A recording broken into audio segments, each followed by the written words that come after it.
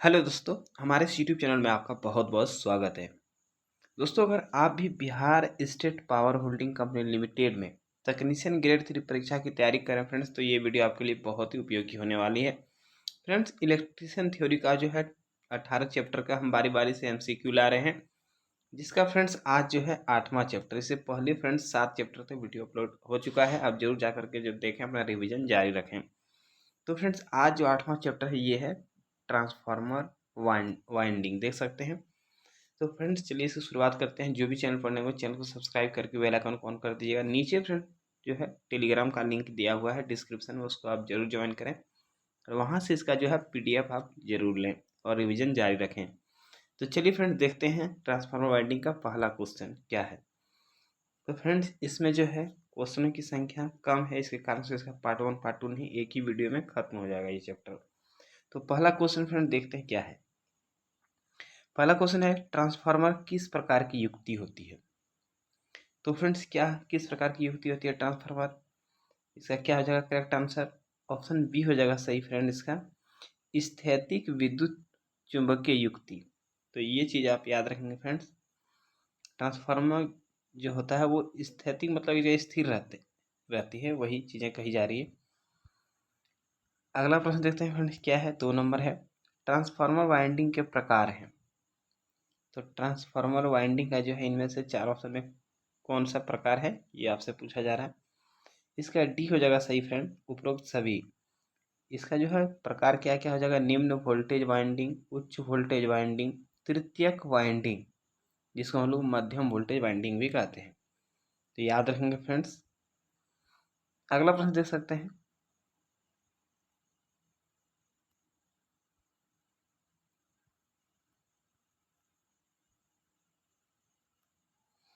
अगला प्रश्न जो है 3 नंबर प्रश्न है, क्या है, तृतीयक वाइंडिंग का प्रयोग किया जाता है।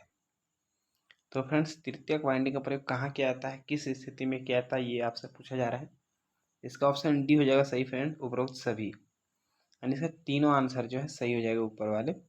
विभिन्न भारों पर अतिरिक्त वोल्टेज प्रदान करने के लिए, ऑप्शन बी जो है दिया फ्रेंड्स, फेज कंपनसेटिंग उपकरणों को सप्लाई प्रदान करने के लिए और लघु परिपथ धारा को नियंत्रित करने के लिए, इन तीनों में जो हम लोग क्या करते हैं, तृतीय वाइंडिंग का प्रयोग करते हैं। अगला प्रश्न क्या है फ्रेंड्स, प्रश्न है, तृतीयक वाइंडिंग की वोल्टेज रेटिंग निम्न तथा उच्च वोल्टेज वाइंडिंग की वोल्टेज रेटिंग की तुलना में होती है। तो फ्रेंड्स, क्या होती है तुलना में, ऐसा पूछा जा रहा है। इसका करेक्ट आंसर ऑप्शन डी हो जाएगा, निम्न वोल्टेज तथा उच्च वोल्टेज वाइंडिंग रेटिंग के मध्य, यही इसका करेक्ट आंसर हो जाएगा। 5 नंबर प्रश्न देख सकते हैं क्या है, निम्न वोल्टेज या उच्च वोल्टेज ट्रांसफार्मर की डिजाइन के लिए आवश्यकता होती है।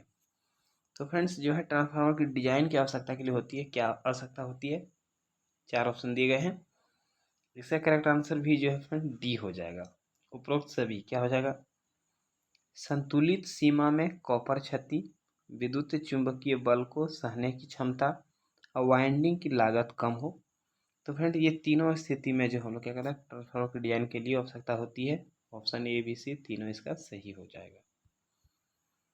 अगला प्रश्न देख सकते हैं फ्रेंड क्या है, 6 नंबर प्रश्न है, वाइंडिंग डिजाइन के लिए इनपुट डाटा प्रयोग किए जाते हैं।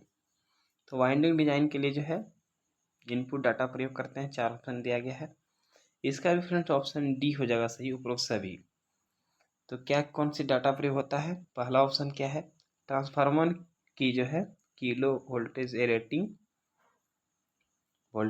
तथा वोल्टेज रेटिंग। ऑप्शन बी दिया है वाइंडिंग कनेक्शन तथा प्रति टर्न ईएमएफ। ऑप्शन सी जो दिया है कोर व विंडो में मुख्य डायमेंशन। ये तीनों आंसर हो जाएंगे इनके। अगला प्रश्न देख सकते हैं, 7 नंबर प्रश्न है, ट्रांसफार्मर की वाइंडिंग डिजाइनिंग में किस महत्वपूर्ण बिंदु का ध्यान रखना चाहिए। तो फ्रेंड्स, किस महत्वपूर्ण बिंदु का ध्यान हम रख सकते हैं, इसका डी हो जाएगा सही फ्रेंड, उपरोक्त सभी। पहला देख सकते हैं क्या लिखा है, ऑप्शन ए उच्च विद्युतीय गुणवत्ता होनी चाहिए। ऑप्शन बी क्या दिया है, उत्तम यांत्रिक सदृढ़ता होनी चाहिए। ऑप्शन सी है उत्तम वेंटिलेशन होनी चाहिए। अगला प्रश्न देख सकते हैं फ्रेंड, 8वां प्रश्न क्या है, सिलेंड्रिकल वाइंडिंग यानी आयताकार चालक के साथ का प्रयोग किया जाता है। यानी प्रश्न ये पूछा गया फ्रेंड्स कि सिलेंड्रिकल वाइंडिंग का प्रयोग जो है किया जाता है किस परिस्थिति में। तो इसका करेक्ट आंसर की बात करें, इसका सी हो जाएगा सही फ्रेंड, निम्न वोल्टेज वाइंडिंग के लिए। निम्न वोल्टेज वाइंडिंग के लिए हम लोग क्या करते हैं, सिलेंड्रिकल वाइंडिंग का प्रयोग करते हैं। अगला प्रश्न देखते हैं फ्रेंड, क्या है अगला प्रश्न देखते हैं।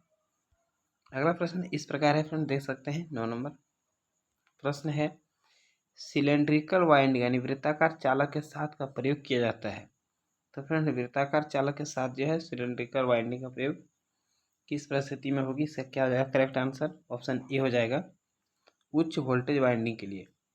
तो फ्रेंड्स ये ध्यान रखना है कि आयताकार जब रहे तो निम्न वोल्टेज, वृत्ताकार जब रहे तो फ्रेंड उच्च वोल्टेज।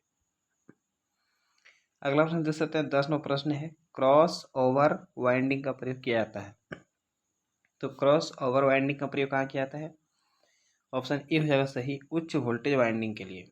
अगला प्रश्न देख सकते हैं 11 नंबर प्रश्न है, क्या प्रश्न है, सतत डिस्क कॉइल प्रकार की वाइंडिंग का प्रयोग किया जाता है। तो कहाँ जो है सतत डिस्क कॉइल प्रकार की वाइंडिंग के लिए हम लोग प्रयोग करते हैं, ऑप्शन ए हो जाएगा सही, उच्च वोल्टेज वाइंडिंग के लिए इसका प्रयोग होता है। अगला प्रश्न देख सकते हैं फ्रेंड्स, क्या है 12 नंबर, हेलिकल वाइंडिंग का प्रयोग किया जाता है। तो हेलिकल वाइंडिंग का प्रयोग कहाँ करते हैं, ऑप्शन ए हो जाएगा सही, निम्न वोल्टेज वाइंडिंग के लिए हम लोग प्रयोग करते हैं हेलिकल वाइंडिंग।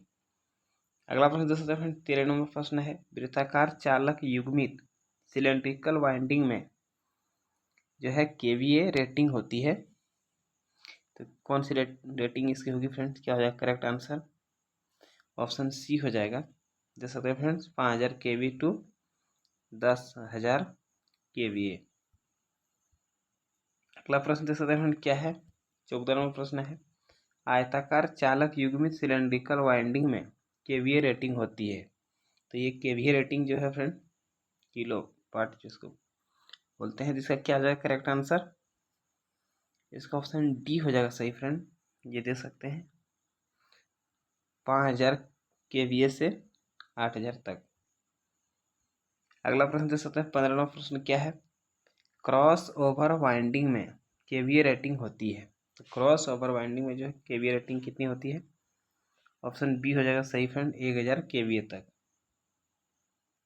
अगला प्रश्न देखते हैं फ्रेंड 16 नंबर, हेलिकल वाइंडिंग में केवीए रेटिंग होती है। तो फ्रेंड इसका करेक्ट आंसर क्या हो जाएगा, ऑप्शन सी हो जाएगा सही फ्रेंड, ये जो दिया गया ऑप्शन। अगला प्रश्न देख सकते हैं फ्रेंड 17 नंबर प्रश्न, क्या है सतत डिस्क वाइंडिंग में एक केवीए रेटिंग होती है।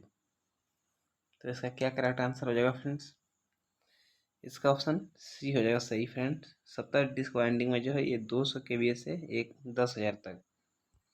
अगला प्रश्न देख सकते हैं 18वां प्रश्न है, सिलेंड्रिकल वृत्ताकार चालक वाइंडिंग में वोल्टेज रेटिंग होती है। इसमें वोल्टेज रेटिंग कितना हो जाएगा फ्रेंड्स, इसका क्या हो जाएगा करेक्ट आंसर, इसका ऑप्शन जो है सी हो जाएगा सही फ्रेंड, 33 केवी। ये क्वेश्चन एग्जाम में भी पूछा गया फ्रेंड, तो ये इंपॉर्टेंट प्रश्न है, ध्यान रखेंगे। अगला प्रश्न देख सकते हैं 19 नंबर प्रश्न, क्या है आयताकार चालक युक्त सिलेंड्रिकल वाइंडिंग में वोल्टेज रेटिंग होती है। इससे पहले हम लोगों ने वृत्ताकार देखा था। तो इसका क्या हो जाएगा करेक्ट आंसर फ्रेंड, इसका जो है ऑप्शन ए हो जाएगा 6.6 केवी तक। अगला प्रश्न देख सकते हैं फ्रेंड, क्या है 20 नंबर, क्रॉस ओवर वाइंडिंग में वोल्टेज रेटिंग होती है। तो क्रॉस ओवर वाइंडिंग में वोल्टेज रेटिंग कितनी होगी, इसका करेक्ट आंसर ऑप्शन बी हो जाएगा सही फ्रेंड, 33 केवी। और फ्रेंड्स बात करें ट्रांसफार्मर का जो होता है रेटिंग वो केवी में ही होता है, केवीए में। अगला प्रश्न देख सकते हैं 21 नंबर है, हेलिकल वाइंडिंग में वोल्टेज रेटिंग होती है। तो इसका करेक्ट आंसर हो जाएगा फ्रेंड, ऑप्शन सी हो जाएगा सही, 15 केवी तक। कुछ समय फ्रेंड 33 केवी तक होती है। अगला प्रश्न देख सकते हैं 22 नंबर, सतत डिस्क वाइंडिंग में वोल्टेज रेटिंग होती है। तो सतत डिस्क वाइंडिंग की बात हो रही है, इसका ऑप्शन ए हो जाएगा सही फ्रेंड, 3.3 केवी से 220 केवी तक सतत डिस्क वाइंडिंग। अगला प्रश्न देख सकते हैं 23 नंबर है, वृत्ताकार चालक युक्त सिलेंड्रिकल वाइंडिंग में प्रति चालक अधिकतम धारा कितनी होती है। तो फ्रेंड कितनी होगी, ऑप्शन डी हो जाएगा सही, 80 एम्पियर तक। अगला प्रश्न देख सकते हैं 24 नंबर जो है, आयताकार चालक युक्त सिलेंड्रिकल वाइंडिंग में प्रति चालक अधिकतम धारा कितनी होती है। तो आयताकार चालक की बात हो रही है, इसका ऑप्शन बी हो जाएगा सही फ्रेंड, 10 से 600 एम्पियर तक। अगला प्रश्न दे सकते हैं 25वां प्रश्न है, क्रॉस ओवर वाइंडिंग में प्रति चालक अधिकतम धारा कितनी होती है। क्रॉस ओवर वाइंडिंग में कही जा रही बात, इसका करेक्ट आंसर की बात करें ऑप्शन डी हो जाएगा सही, 40 एम्पियर तक। अगला प्रश्न दे सकते हैं क्या है, 26 नंबर है, हेलिकल वाइंडिंग में प्रति चालक अधिकतम धारा कितनी होती है। तो फ्रेंड्स इसमें ज़्यादा क्वेश्चन तो है नहीं, लेकिन एक ही जैसा क्वेश्चन लग रहा होगा। इसका करेक्ट आंसर की बात करें ऑप्शन डी हो जाएगा, 300 एम्पियर या इससे अधिक। अगला प्रश्न देख सकते हैं 27वां प्रश्न क्या है।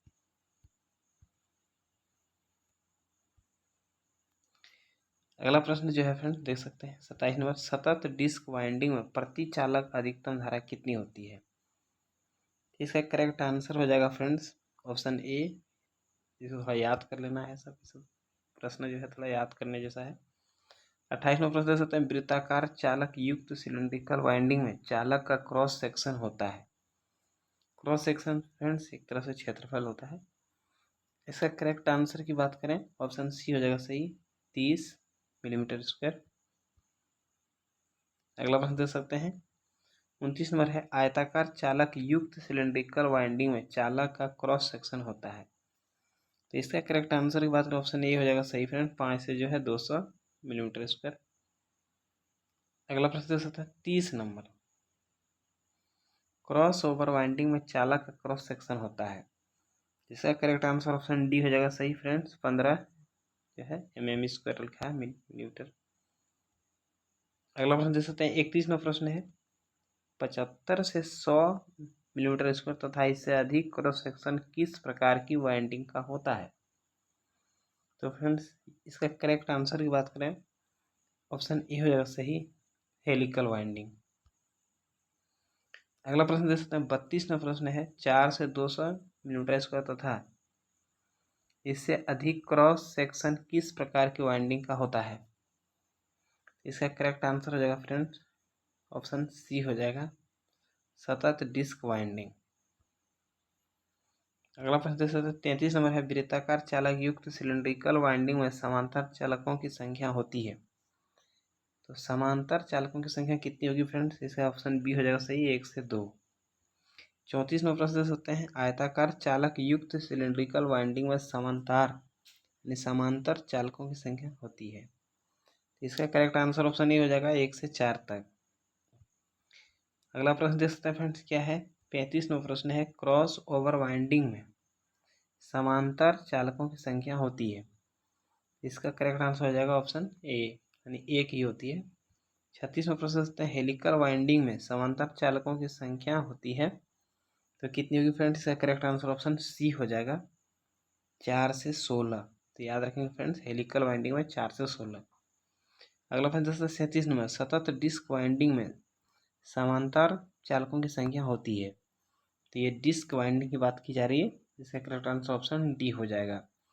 तो फ्रेंड्स ये क्वेश्चन समाप्त हो गए। मैं उम्मीद करता हूँ कि ये वीडियो आपको बहुत ही पसंद आया होगा। फ्रेंड पसंद आता है नए लोग जो है चैनल को सब्सक्राइब करें, वीडियो को लाइक जरूर करें। धन्यवाद।